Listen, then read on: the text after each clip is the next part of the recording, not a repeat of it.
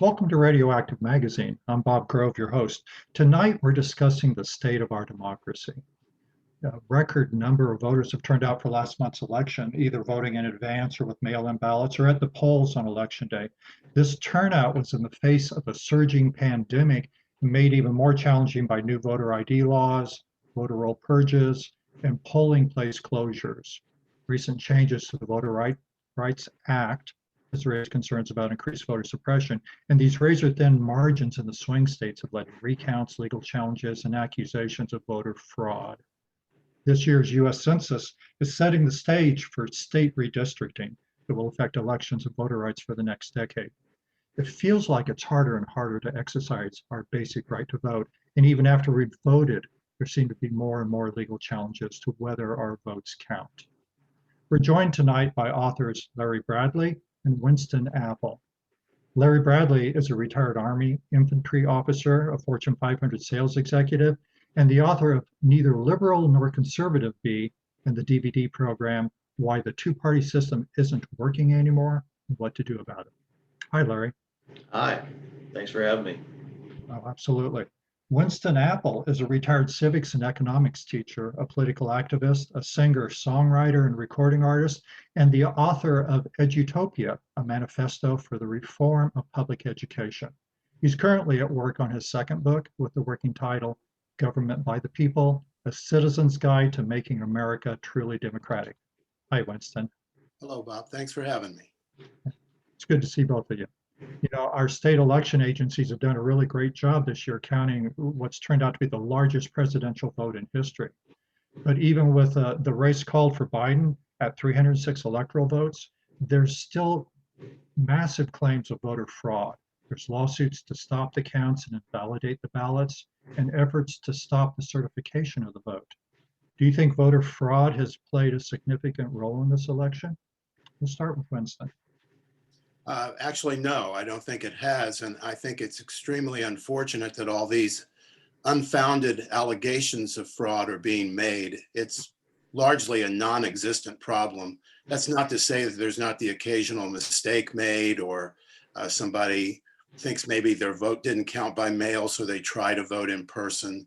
But I think the really unfortunate aspect of that this year is that we should be celebrating the fact that in the middle of the pandemic, with most states dealing with a massive increase in mail-in voting, the experts in charge of monitoring our elections are saying unanimously that there is no evidence of voter fraud. Voter mistakes and minor glitches here and there, yes, but there's no fraud. And so we're fighting this contentious battle when we should be celebrating how well this election was conducted. With all the voter turnouts, particularly with the pandemic and mail-in ballots, it really has been a new task for the polling places. And you know, I feel like the agencies have done a good job. Also, it's interesting to see with all these lawsuits, most of them are being tossed out. I'm not aware of any lawsuits that are progressing at this point.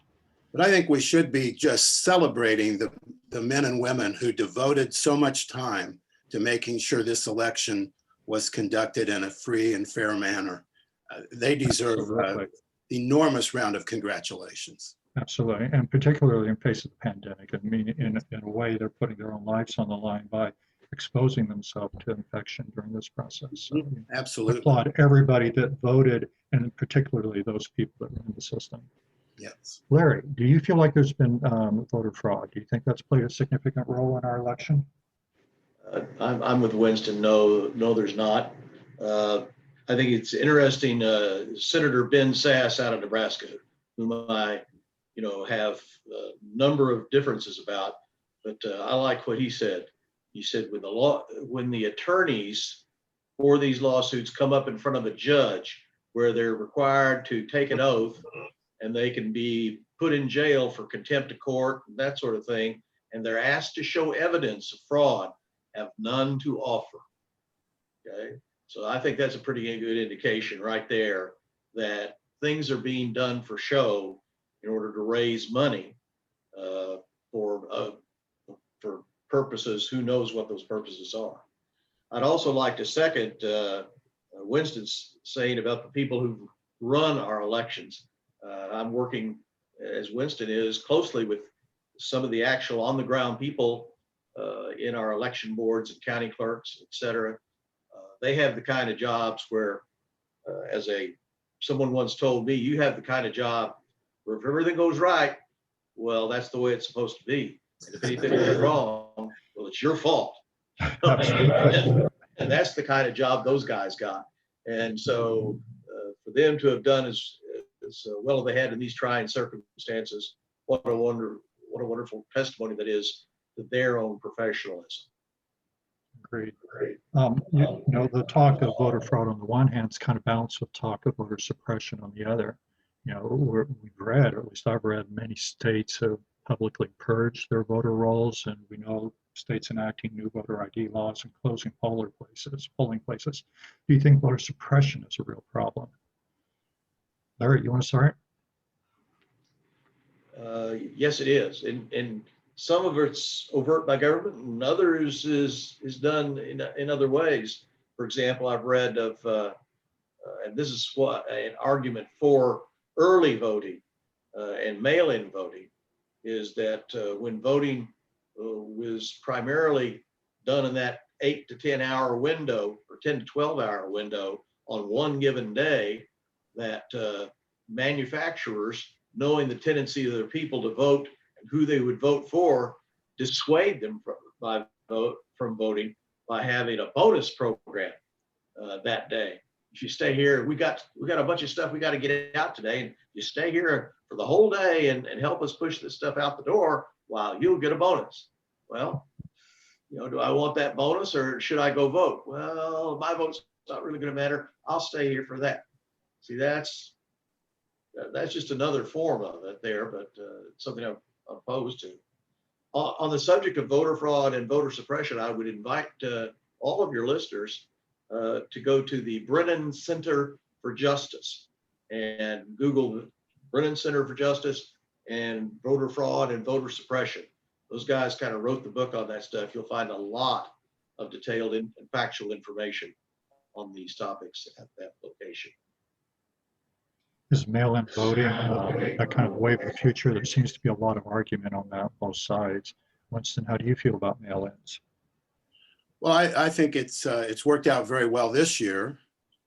And I would agree with the question and with Larry that voter suppression is a serious problem. One of the things we've gotten right in the United States over time is that we've expanded the right to vote so that we now have pretty much universal suffrage. And the fact that some people, it is mostly Republicans, it is Republicans that are doing this, but only some Republicans. And I think right along with some of the Republicans who are standing up about fraud are also standing up about voter suppression. They believe in democracy. They believe the right to vote is at the heart of that. And so the Republican Party's divided over this. Hopefully the good side will win and we won't have various forms of voter suppression. But that being said, I think that voter depression and voter resignation are even bigger problems. Many non-voters and more than a few people who do vote feel with considerable justification that their votes don't really matter. The form of government put in place by our Constitution was not a democracy. It aspired to be an aristocracy.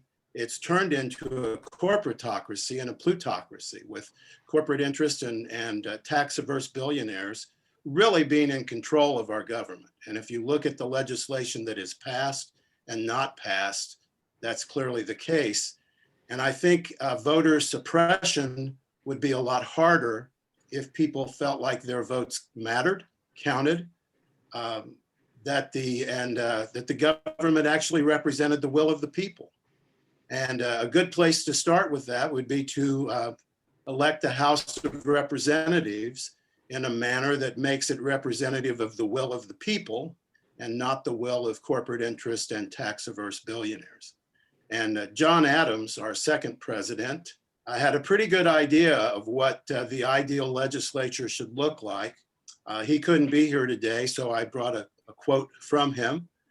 He said, as the representative assembly, should be an exact portrait in miniature of the people at large, as it should think, feel, reason, and act like them. Great care should be taken in the formation of it to prevent unfair, partial, and corrupt elections. That it may be in the interest of this assembly to do equal right and strict justice upon all occasions, it should be an equal representation of their constituents, or in other words, equal interest among the people should have equal interest in the representative body. And the best way to realize that ideal is, of course, ranked choice voting or some form of proportional representation. I'm very partial to ranked choice voting with multiple member districts or at-large elections. There is a bill in Congress, the last two sessions. Don Beyer, of Virginia Democrat, has introduced the Fair Representation Act, and it would provide exactly that means of electing the House of Representatives.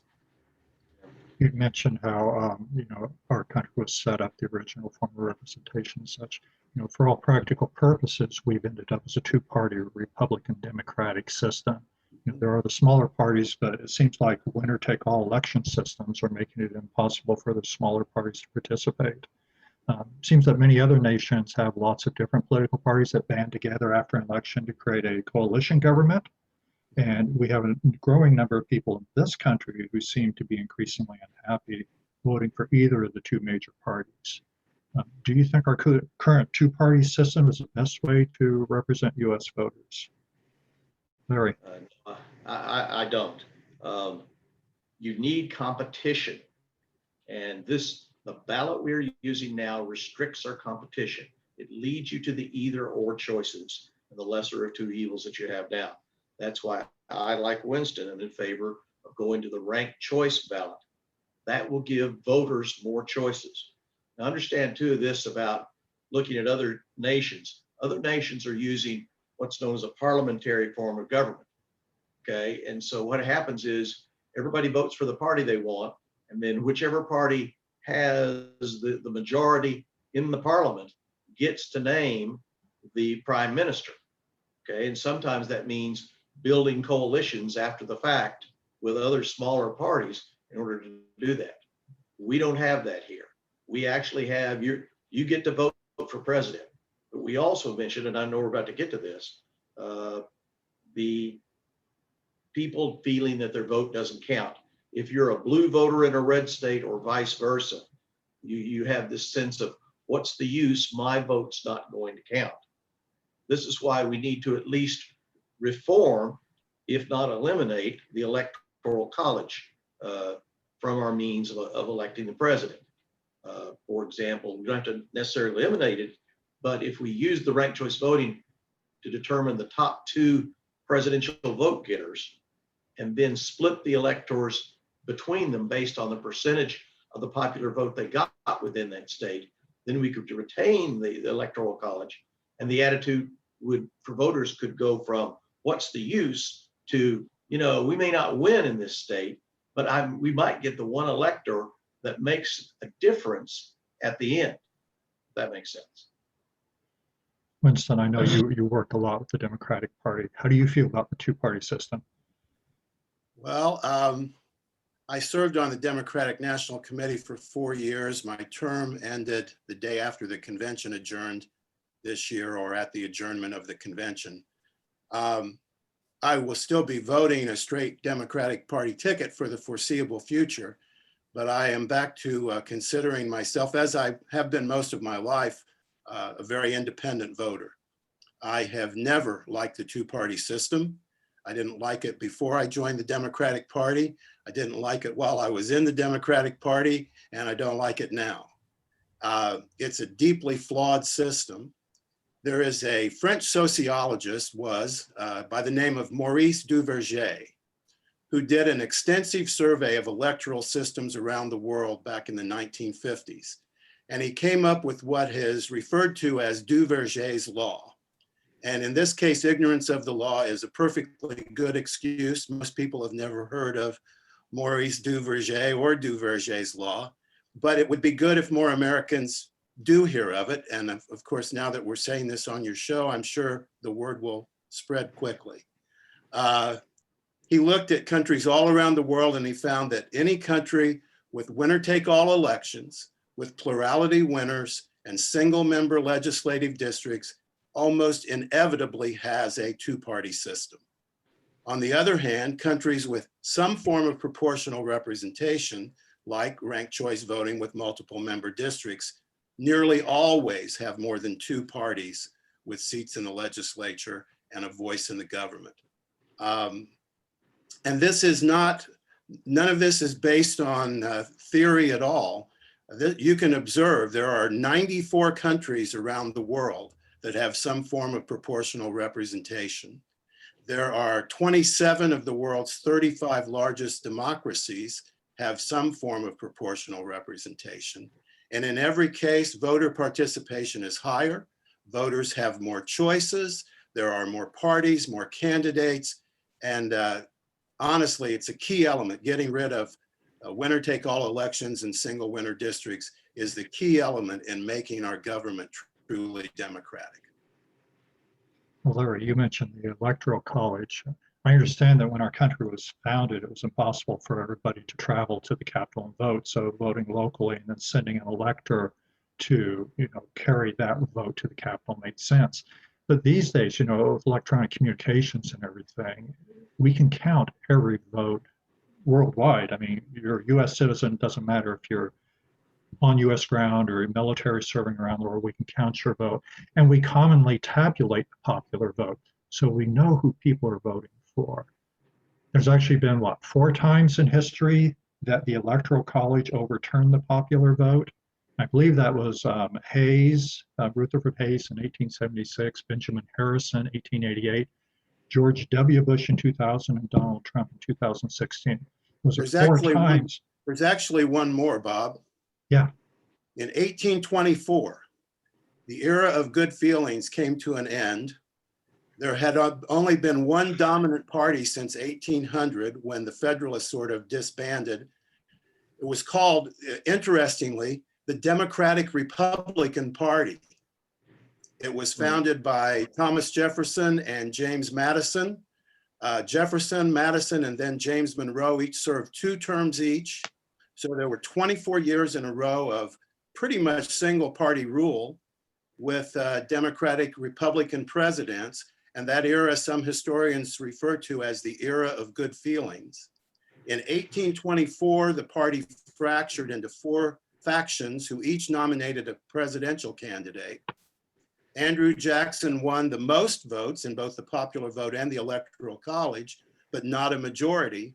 The election went to the House of Representatives, where Henry Clay was eliminated because only the top 3 were considered. And apparently Clay made a deal with Adams, John Quincy Adams, and through his support to him, Jackson ended up losing, even though he had won both the popular vote and the majority of the the plurality of the electoral votes. He went off and formed the modern Democratic Party. So the modern Democratic Party was formed in a peak of anger from Andrew Jackson at losing that election. That's an interesting scenario, and it is unique because the winner, the person who became president, neither won the Electoral College or the popular vote because it was spread so wide. It was just kind of a mess. And Bob, that system is still in place.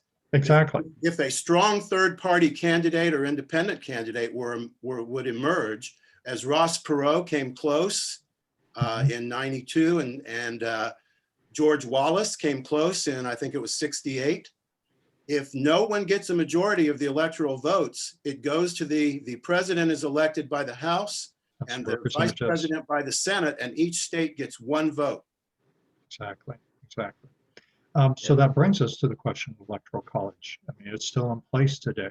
Is the Electoral College system still the best way to represent U.S. voters? If not, how do we go about changing it? Larry, you want to start?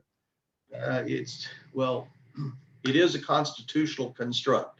So you would need a constitutional amendment to get rid of the Electoral College. And in current circumstances, I don't think that's a possibility. I do hear about states that are passing state level laws that says their electors will reflect the popular vote. Is that a way to work around this? Yeah, that's one workaround that's being considered. Is the interstate compact, they call it. And so when they have enough states that all represent 270 votes, then they will implement it. And what the compact says is that those states will give their electors to whoever wins the popular vote. Okay. So it's still a winner take all system. Yeah, yes, in essence, and to a certain degree, we need to come to a final decision. You know, the thing is, I've lived in 7 different states and 1 foreign country. I had a friend tell me once that the reason I've lived that many places is because I'm wanted in 6, which is not true, of course. But anyway, How many are you wanted in, Ray? How many are you wanted in? Remember, we are on the air here, folks. So the idea is, I've lived in small population states, I've lived in big population states, you know, and that was one of the original rationales behind it, was to give the ability for the thing to be balanced out. But one of the things that is messing up the Electoral College too is the 1929 law that limits the House of Representatives to 435 representatives.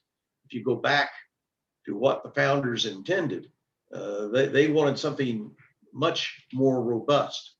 And one of the thoughts is that to use something called the Wyoming rule, Wyoming being usually the state with the least population. So instead of taking the total population and divided it by 435, and then seeing based on the state's population, how many seats they get in the House of Representatives, given that each state gets at least 1, you know, how should that be broken out? And instead, if we went to this system, which state has the least population? Okay, that is the yardstick we use. We divide each state's population by the population of the low population states. We now know, since the low population gets 1, okay, how many multiples of that does a state have? And therefore, how many seats do they have in the House of Representatives? And that would help to balance out the fact that we have a number of states, very low population states, that are overrepresented by the fact that they have 2 senators for each one of those states. And that would help to balance out the Electoral College. That would be one of them. We've got a couple minutes left today. You had mentioned the U.S. House of Representatives a couple times, so let's jump to the census. You know, we're having a new census this year, and that's going to lead to redistricting of all the states, which, you know, drives both the number of seats in the House and local redistricting. How do you think redistricting is going to impact voter rights over the next year, next decade? Winston?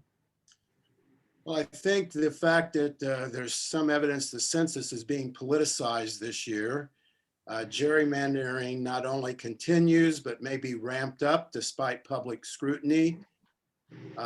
All that's a real crisis. Here in Missouri, we had Amendment 3 passed narrowly this year. The Republican-dominated General Assembly put a constitutional amendment on the ballot. The ballot language was taken to court, and even though it was ruled deliberately deceptive, the amended language was pretty deceptive as well. And they managed basically to overturn the will of the voters in Missouri, who passed Clean Missouri just 2 years ago with 62% of the vote. And I think that's one of the most, it's not the first time that the General Assembly has overruled the will of the people. Article 1, Section 1 of the Missouri Constitution says that all political power is vested in and derived from the people, that all government of right originates from the people, is founded upon their will only, and is instituted solely for the good of the whole. We're a long ways from that in Missouri. We are literally violating Article 1, Section 1 of our own Constitution. And a lot of pundits called this year's election a referendum on democracy. It was not. You can't have a referendum on something you don't have. This year's election may have been a referendum on Donald Trump, on whether to hold his Republican enablers responsible. It appears that Donald Trump was repudiated, but a lot of his supporters still are very fond of him, and obviously some Republicans are still coming to his aid.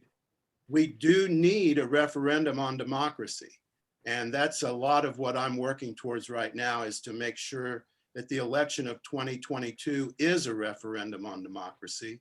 If we do that right, we can not only make America truly democratic, but I think in the process we'll heal a lot of the divisiveness and ugliness that's been marring our political life lately. I think that Americans agree that democracy is very desirable.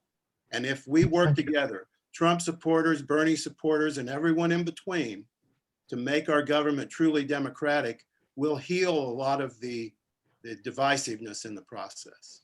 Thank you, Winston. We're out of time today. I want to thank both of you for joining us. This has been a wonderful conversation. Obviously, there's so much more we could talk about. Larry, if people would like to learn more about your work or contact you, what's the best way to do that? Both my Facebook page and my website is the centerstrikesback.org. Just like the Empire Strikes Back, just change the one word, the centerstrikesback.org. And Winston, what's the best way to reach you? I have just put up a new website called democracyandunity.us. And that's the best way to get in touch with the ideas we've talked about on this show, and obviously more besides. So democracyandunity.us, or I'm easy to find, winston.apple@gmail.com. Thank you both, and thank you to our KKFI listeners. This has been Radioactive Magazine. I'm your host, Bob Grove.